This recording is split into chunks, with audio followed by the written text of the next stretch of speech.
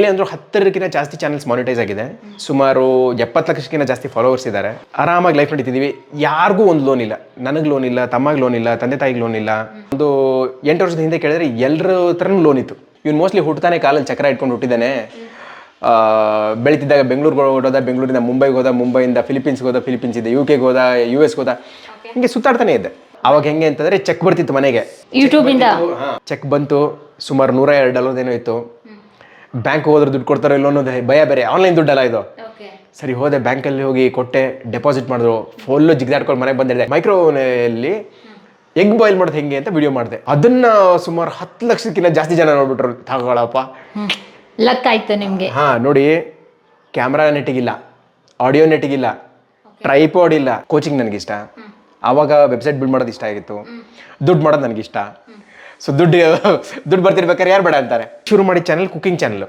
ಅದು ನಾನು cooking videos ಮಾಡ್ತಿದ್ದೆ. ಎಲ್ಲ ನೋಡಿ, ಏನು ಕುಕಿಂಗ್ ವಿಡಿಯೋಸಾ? ಆಡಿಯನ್ಸ್ಗೆ ಹೆಂಗೆ ಈಸಿಯಾಗಿ ಅರ್ಥ ಆಗುತ್ತಲ್ಲ ಹಾಗೆ ತೋರಿಸೋದೇ ನಮ್ಮ ಕೆಲಸ. ಅಲ್ಲಿ ಇಂಡಿಯಾ ಥರ ಅಲ್ಲ. ಅಲ್ಲೆಲ್ಲ ಹೆಂಗೆ ಅಂತಂದ್ರೆ 5 ಗಂಟೆಗೆ ಅಂಗಡಿ ಬಾಗಿಲು ಮುಚ್ಚಿದಂಗೆ ಅವರು ಜಾಸ್ತಿ ಕೆಲಸ ಮಾಡಲ್ಲ. ಅಲ್ಲಿ ಹೋದ್ರು ಜಾಸ್ತಿ ಕೆಲಸ ಮಾಡೋರು ನಮ್ಮ ಇಂಡಿಯನ್ಸೇ. ಎಲ್ಲರೂ ಹೋದ್ಮೇಲೂ ಆಫೀಸಲ್ಲಿ ಕೂತಿರ್ತಾರೆ. ಅವ್ರು ಸಾಲ ಮಾಡಿದ್ದೆಲ್ಲ ನಮಗೋಸ್ಕರನೇ. ಅದು ಅವ್ರು ಮಾಡಿದ್ದು 7 ಲಕ್ಷ ಅಂತಲ್ಲ, ಅವ್ರು ತೊಗೊಂಡಿದ್ದು 3 ಲಕ್ಷ ಏನೋ. ಬಟ್ ಬಟ್ಟಿ ಗಿಡ್ಡಿ ಎಲ್ಲ ಸೇರಿ ಅಷ್ಟು ಬೆಳೆದು ಕೂತಿತ್ತು. ಸಾವ್ಕಾರ ಹತ್ರ 8 ಎಕರೆ ಬರ್ಕೊಟ್ಟು ತೊಗೊಂಡಿದ್ವಿ. ಹಿಂದಿ, ಇಂಗ್ಲೀಷು, ತಮಿಳು, ತೆಲುಗು, ಮಲಯಾಳಂ ಅರ್ಥ ಆಗುತ್ತೆ, ಮರಾಠಿ ಸ್ವಲ್ಪ ಅರ್ಥ ಆಗುತ್ತೆ. ಏನಾರು ಚೇಂಜ್ ಆಗಬೇಕು ಲೈಫಲ್ಲಿ ಅಂತಂದ್ರೆ ಫಸ್ಟ್ ನಾವು ಚೇಂಜ್ ಆಗಬೇಕು.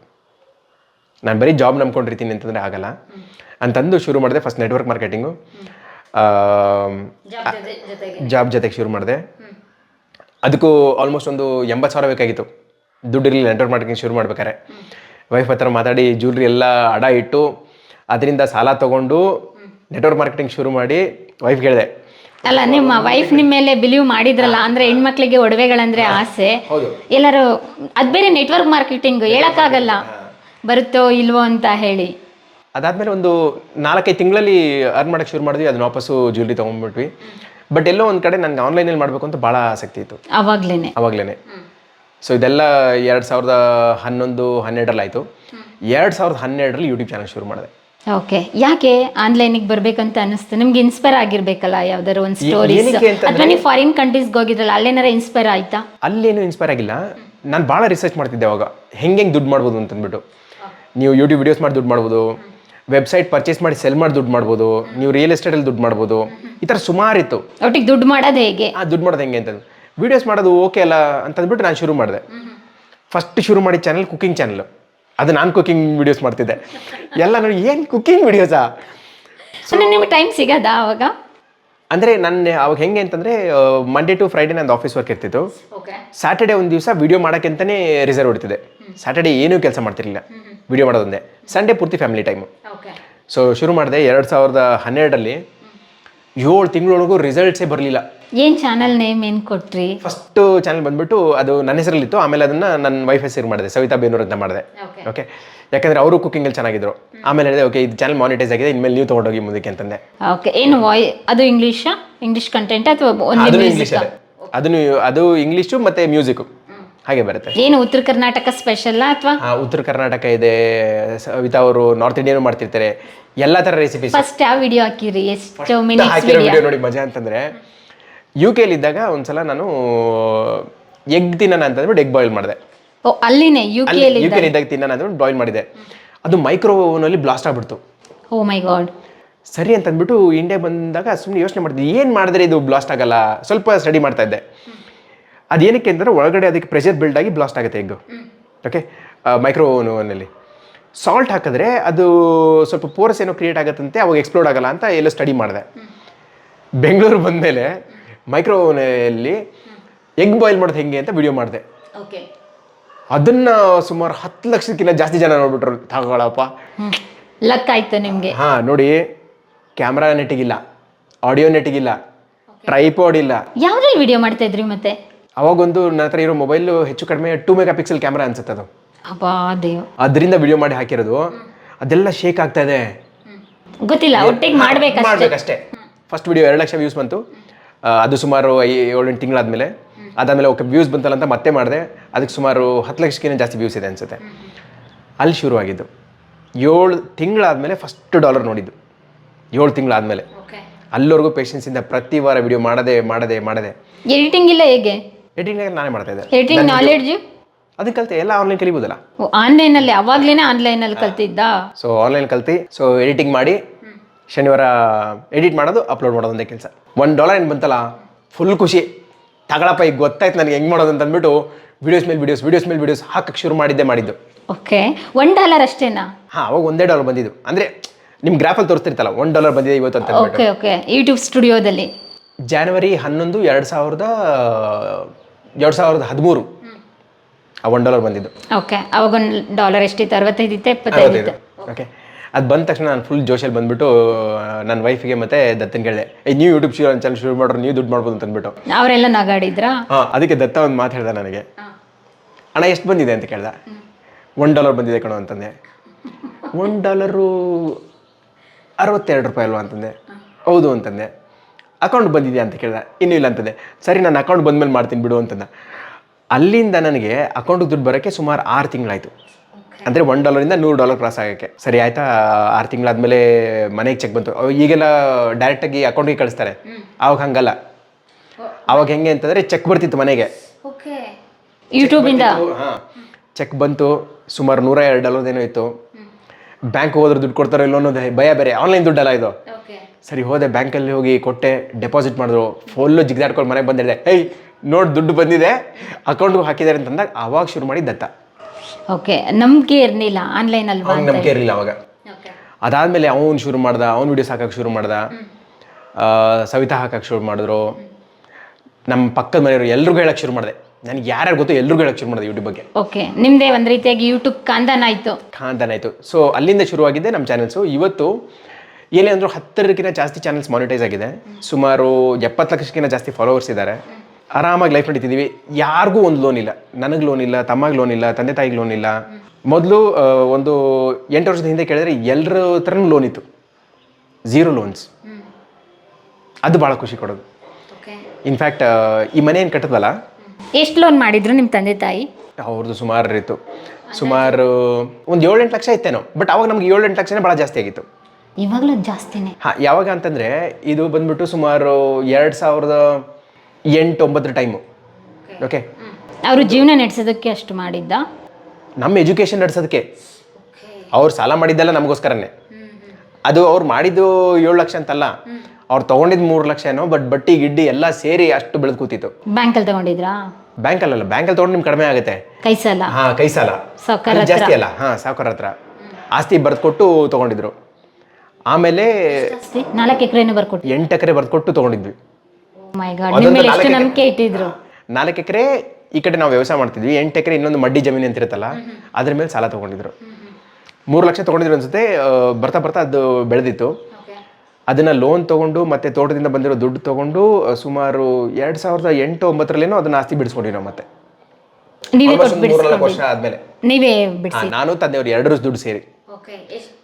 ಅಷ್ಟೊತ್ತಿಗೆ ನೀವು ಜಾಬ್ ಮಾಡ್ತಿರಲ್ಲ, ಅದರಿಂದ ಬಿಡಿಸಿದೆ ಅಥವಾ ಯೂಟ್ಯೂಬಿನ ಅವಾಗ ಸ್ಟಾರ್ಟ್ ಮಾಡಿರ್ನಿಲ್ಲ? 2008-09 ಅವಾಗ ಯೂಟ್ಯೂಬು ಶುರು ಆಗಿತ್ತು ಅನ್ಸುತ್ತೆ. ಯೂಟ್ಯೂಬು ಇತ್ತು 2012 ಇಲ್ಲ, ಅಂದರೆ ಮೋಸ್ಟ್ಲಿ ಇಲ್ಲ, ಅವಾಗಿನ್ನೂ ಯೂಟ್ಯೂಬ್ ಇರಲಿಲ್ಲ. ಅವಾಗ ಬಿಡಿಸ್ಕೊಂಡಿದ್ದು ನಾನು ಪರ್ಸನಲ್ ಲೋನ್ ತೊಗೊಂಡು. ನೀವು ಲೋನ್ ಮಾಡಿದ್ರಿ? ಲೋನ್ ತೊಗೊಂಡಿದ್ದೆ ತಂದೆ ಸಾಲ ತೀರ್ಸೋದಕ್ಕೆ, ಜಮೀನು ಬಿಡಿಸೋದಕ್ಕೆ? ಹೌದೌದು, ನಾನು ಪರ್ಸನಲ್ ಲೋನ್ ತೊಗೊಂಡು ಅವರು ತೋಟದಿಂದ ದುಡ್ಡು ಬಂದಿತ್ತು, 2 ಸೇರಿ ಆಸ್ತಿ ಬಿಡಿಸ್ಕೊಂಡಿದ್ವಿ.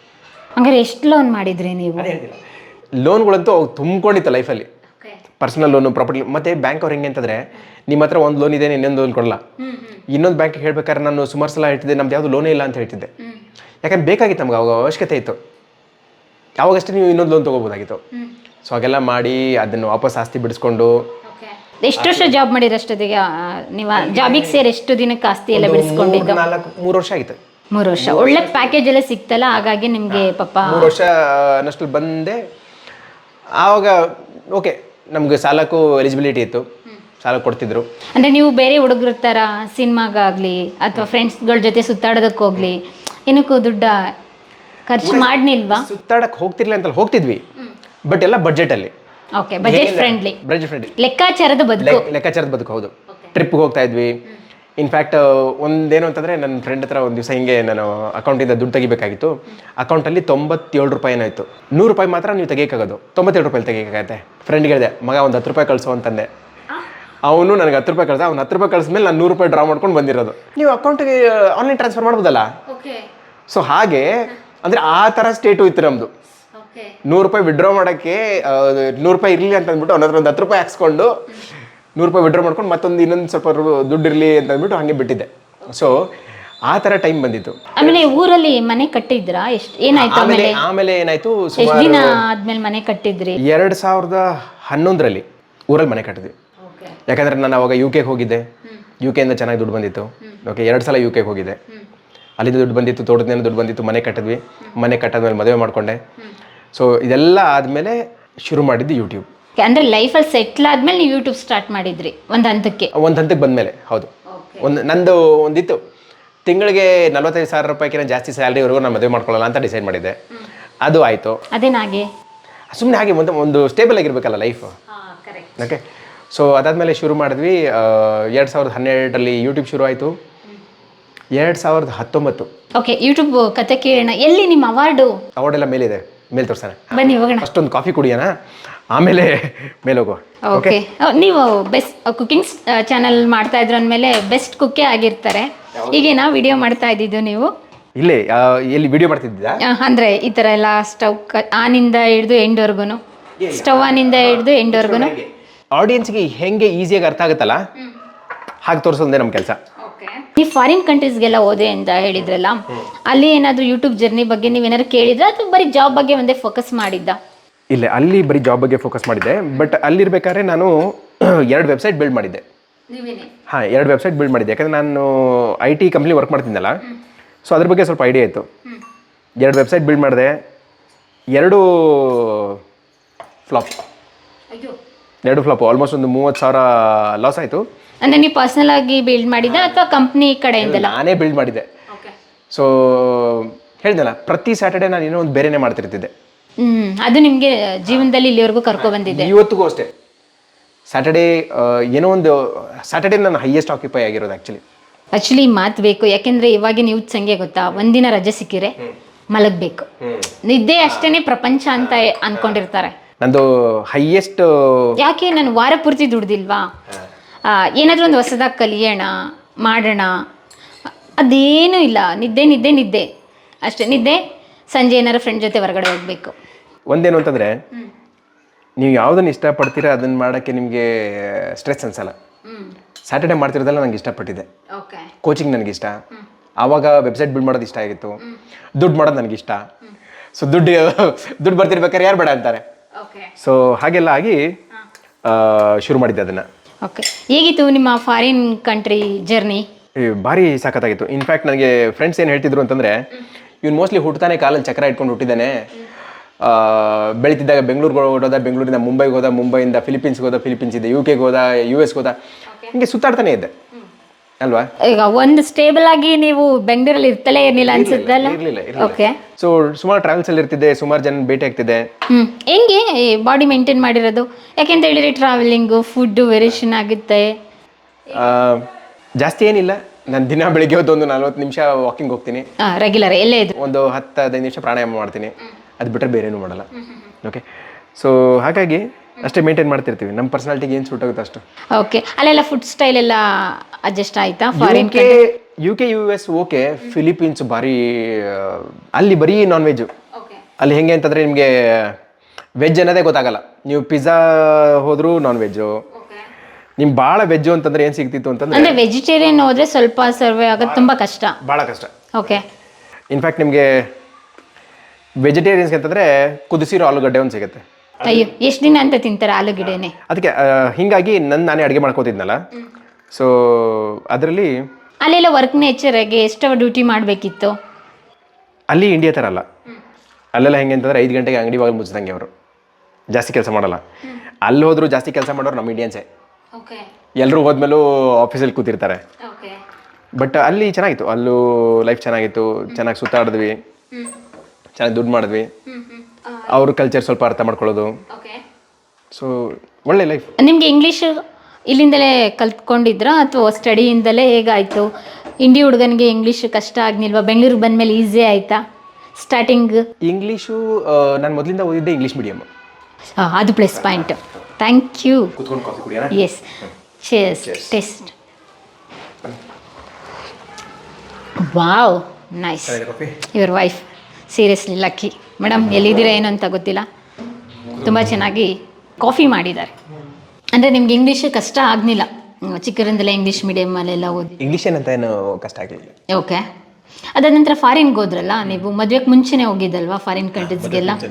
ಓಕೆ. ಎಷ್ಟು ಕಂಟ್ರೀಸ್ನ ಸುತ್ಕೊಂಡ್ಬಂದ್ರಿ? ನಾನು ವರ್ಕಿಗೆ ಅಂತ ಹೋಗಿದ್ದು ಫಿಲಿಪೀನ್ಸು, UK, US 3 ಕಂಟ್ರಿ. ಏನು ವರ್ಕು ಅಲ್ಲಿ, ಏನಿತ್ತು ನಿಮ್ಮದು? ಡೆವಲಪರ್ ಕೆಲಸ. ಓಕೆ. ಅಂತಂದರೆ ನಾವು ವೆಬ್ಸೈಟ್ ಡೆವಲಪ್ ಮಾಡ್ತಾ ಇದ್ವಿ ಹಾಂ ಹಾಂ ಹಾಂ. ಅಥವಾ ವೆಬ್ಸೈಟ್ ಎನ್ಹಾನ್ಸ್ ಮಾಡ್ತಿದ್ವಿ. ಸೊ ಹಾಗಾಗಿ ಅದೇ ಕೆಲಸಕ್ಕೆ ಹೋಗ್ತೀವಿ. ನಿಮ್ದು ಎಜುಕೇಷನ್? ಎಜುಕೇಷನ್ ಬಂದ್ಬಿಟ್ಟು ಮೆಕ್ಯಾನಿಕಲ್ ಇಂಜಿನಿಯರ್. ಓ, ಟ್ವಿಸ್ಟ್ ಅಲ್ಲೂ ಮುಗಿಸಿರೋದು ಮೆಕ್ಯಾನಿಕಲ್ ಇಂಜಿನಿಯರು, ಹೋಗಿರೋದು IT ಕಂಪ್ನಿ. ಹೇಗೆ? ಸ್ಟಾರ್ಟಿಂಗಲ್ಲಿ ಏನೂ ಅರ್ಥ ಆಗ್ತಿಲ್ಲ ಅಲ್ಲಿ ಏನು ಮಾಡೋದು ಅಂತ ಬಿಟ್ಟು ಕೆಲಸದಲ್ಲಿ. ನಾನು ಪ್ರಾಜೆಕ್ಟ್ ಮ್ಯಾನೇಜರ್ ಒಬ್ರಿಗೆ ಹೇಳಿದೆ, ಅಲ್ಲ ನಮ್ಮ ಗಾಡೀಲಿ ಒಂದು ನಟ್ಟು ಬೋಟ್ ಇಲ್ಲ ಅಂದ್ರೂ ಗಾಡಿ ನಡೆಯುತ್ತೆ, ಇದು ಯಾವ್ದು ಗುರು ಒಂದು ಕಾಮ ಕಾಲನ್ ಇಲ್ಲ ಅಂತಂದ್ರೂ ಕೋಡ್ ನಡೆಯಲ್ಲ ಅಂತಂದ್ಬಿಟ್ಟು ಅಷ್ಟು ಕಷ್ಟ ಆಗ್ತಿತ್ತು. ಆದ್ರೆ ಬಿಟ್ಬಿಡೋಕ್ಕಾಗಲ್ವಲ್ಲ, ಯಾಕೆ ದುಡ್ಡು ಬೇಕು, ದುಡ್ಡು ಮಾಡೋಕ್ಕಂತಾನೆ ಹೋಗಿರೋದು. ಸೊ ಫಸ್ಟು 1 ವರ್ಷ ಒದ್ದಾಡಿದೆ. ಪ್ರತಿ ದಿವಸ ಬುಕ್ ಇಟ್ಕೊಂಡು ಕೂತ್ಕೊಳ್ಳೋದು ಓದೋದಕ್ಕೆ. ಅದು ತಲೆಗೆ ಹೋಗ್ತಿರ್ಲಿಲ್ಲ, ಫ್ರೆಂಡ್ಸನ್ನೆಲ್ಲ ಕೇಳ್ತಿದ್ದೆ. ಹಂಗೂ ಹಿಂಗೂ ಆಗಿ ಶುರುವಾಗಿದ್ದು ನಂದು ಕೋಡಿಂಗ್ ಲೈಫ್. ಓಕೆ. ಆ ಕೋಡಿಂಗು, ಡಿಕೋಡಿಂಗ್, ಆ ವರ್ಡ್ಸ್ ಕೇಳಿದ್ರೆ ನಮಗೆ ಕಬ್ಬಿಣದ ಕಡಲೆ ಹಂಗಿರುತ್ತೆ. ನೀವು ಅದರಲ್ಲೂ ವೆಬ್ಸೈಟ್ ಡೆವಲಪರ್, ಅಬ್ಬಬ್ಬಬ್ಬ. ಸೊ ಹಾಗಾದ್ಮೇಲೆ 1 ವರ್ಷ ಮುಗೀತು. ಆವಾಗ ನನಗೆ ಫಿಲಿಪೀನ್ಸ್ ಹೋಗೋ ಆಪರ್ಚುನಿಟಿ ಬಂದಿದ್ದು ಕಂಪನಿ ಕಡೆಯಿಂದಲೇ. ಕಡೆಯಿಂದನೇ ಓಕೆ. ಹೋದೆ. 3-4 ತಿಂಗಳಿಗೆ ಅಂತ ಕಳಿಸಿದ್ರು. 4 ತಿಂಗಳಿಗೆ 6 ತಿಂಗಳಾಯಿತು, 6 ತಿಂಗಳಿಗೆ 8 ತಿಂಗಳಾಯಿತು. 8 ತಿಂಗಳ ಕೆಲಸ ಮಾಡಿ ವಾಪಸ್ ಬಂದೆ ಮುಂಬೈಗೆ. ಅಲ್ಲಿಂದ ಬಂದಾದ್ಮೇಲೆ 2 ವರ್ಷ ಆದ್ಮೇಲೆ ಬಂದಿರೋದು ಬೆಂಗಳೂರಿಗೆ. ಅಂದ್ರೆ ನಿಮ್ಗೆ Hindi English common language? English, Tamil, Telugu, Malayalam ಅರ್ಥ ಆಗುತ್ತೆ, ಮರಾಠಿ ಸ್ವಲ್ಪ ಅರ್ಥ ಆಗುತ್ತೆ. 10 ರೂಪಾಯಿ ನೋಟಪ್ಪ ಹಾಗಾದ್ರೆ ಇವರು ಶ್ರೀರಾಮ್ ಅವರು. ಅದೇ 10 ರೂಪಾಯಿ ನೋಟು. 10 ರೂಪಾಯಿ ನೋಟಲ್ಲಿ 10 ಲ್ಯಾಂಗ್ವೇಜ್ ಇರುತ್ತಲ್ಲ. ಓ ಹಂಗಾ? ಓಕೆ. ನಾವೆಲ್ಲ ಹಂಗೇನೆ ಹೇಳೋದು. ಆಕಾಶ ಅವ್ರಿಗೂ 10 ಲ್ಯಾಂಗ್ವೇಜ್ ಎಲ್ಲ ಬರುತ್ತೆ, ಹಂಗಾಗಿ ನಾನು 10 ರೂಪಾಯಿ ನೋಟಪ್ಪ ನೀವು ಅಂತ ಹೇಳ್ತೀವಿ. 10 ರೂಪೀಸ್ ನೋಟಲ್ಲಿ ಎಲ್ಲ ಲ್ಯಾಂಗ್ವೇಜು ಬರ್ದಿರ್ತಾರಲ್ಲ, ಹಂಗಾಗಿ ಎಲ್ಲ ಲ್ಯಾಂಗ್ವೇಜು ಬರುತ್ತೆ. ಅದು ಪ್ಲಸ್ ಪಾಯಿಂಟ್ ಆಯ್ತು ನಿಮಗೆ. ಅಲ್ಲಿ ಇಂಡಿಲಿದ್ದಾಗ ಒಂದೇ ಕನ್ನಡ, ಅಲ್ಲಿದ್ದಾಗ ಕನ್ನಡ. ಬೆಂಗಳೂರು ಬಂದಮೇಲೆ ಇಂಗ್ಲೀಷ್ ಕಲಿಯಕ್ಕೆ ಶುರು ಮಾಡಿದೆ. ಅಡ್ವಾಂಟೇಜ್ ನನಗೆ ಏನಂತಂದ್ರೆ ರೂಮ್ಮೇಟ್ಸ್ ಎಲ್ಲ ಇರ್ತಿದ್ರಲ್ಲ, ಕೆಲವರು ತಮಿಳಿಯನ್ಸ್ ಇರ್ತಿದ್ರು, ಕೆಲವರು ತೆಲುಗೈಟ್ಸ್ ಇರ್ತಿದ್ರು, ಕೆಲವರು ಮಹಾರಾಷ್ಟ್ರದ ಇರ್ತಿದ್ರು. ಸೊ ಹಾಗಾಗಿ ಕೆಲವರು ಅವರು ನಮ್ಮ ಭಾಷೆಯಲ್ಲಿ ಮಾತಾಡ್ತಿರ್ಲಿಲ್ಲ, ನಾನು ಅವ್ರ ಭಾಷೆ ಕಲೀರಿ ಅಂತಂದ್ಬಿಟ್ಟು ಅವ್ರ ಭಾಷೆಯಲ್ಲಿ ಮಾತಾಡ್ತಿದ್ದೆ. ಸೊ ಹಿಂಗಾಗಿ ನಂಗೆ ಎಲ್ಲ ಕಡೆ ಅದು ಐ ಸ್ಟಾರ್ಟ್ ಲೆವರೇಜಿಂಗ್ ಆನ್ ದಟ್. ಅದು ನನಗೆ ಅಡ್ವಾಂಟೇಜ್ ಆಯಿತು. ಒಂದು 5 ವರ್ಷನ ಫಾರಿನ್ ಕಂಟ್ರಿ ಎಲ್ಲ ಸುತ್ತಿದ್ದು? ಇಲ್ಲ, ನಾನು ಎಲ್ಲ ಕಡೆ ಹೋಗಿದ್ದೆ ಶಾರ್ಟ್ ಟರ್ಮ್ಗೆ. ನಾನು ಲಾಂಗ್ ಟರ್ಮ್ ಎಲ್ಲೂ ಹೋಗಿಲ್ಲ. ಫಿಲಿಪೀನ್ಸ್ ಒಂದು 8 ತಿಂಗಳು, UK 1 ವರ್ಷ ಅನ್ಸುತ್ತೆ, US 2 ತಿಂಗಳು, ಅಷ್ಟೇ. ಹೋಗೋದು ಬರೋದು ಅಷ್ಟೇ. ಒಂದ್ಸಲ ಹೋಗಿ ಈ ಕಡೆ ಬಂದರೆ ಎಷ್ಟು ಪ್ಯಾಕೇಜ್? ಹೋಗಿ ಬಂದರೆ ಒಂದು 6 ತಿಂಗಳು ಹೋದರೆ ಒಂದು 20-25 ಲಕ್ಷ ಅಂತೂ ಮಾಡ್ಕೊಂಬರ್ತಿದ್ವಿ ಅನ್ಸುತ್ತೆ. ಅಷ್ಟು ಬರ್ತಿತ್ತು. ಖರ್ಚೆಲ್ಲ ಕಳೆದು ಅಷ್ಟು ಉಳಿತಾ ಇತ್ತಾ? ಖರ್ಚು ಹೆಚ್ಚು ಕಡಿಮೆ ಏನಿಲ್ಲ ಅಂತಂದ್ರೆ ಒಂದು 20 ಲಕ್ಷ ಅಂತ ಉಳಿತಿತ್ತು. ನಿಮ್ಮ ಲೋನ್ ಅರ್ಧ ಅಲ್ಲೇ ಕ್ಲಿಯರ್ ಆದಂಗೆ ಆಯಿತು.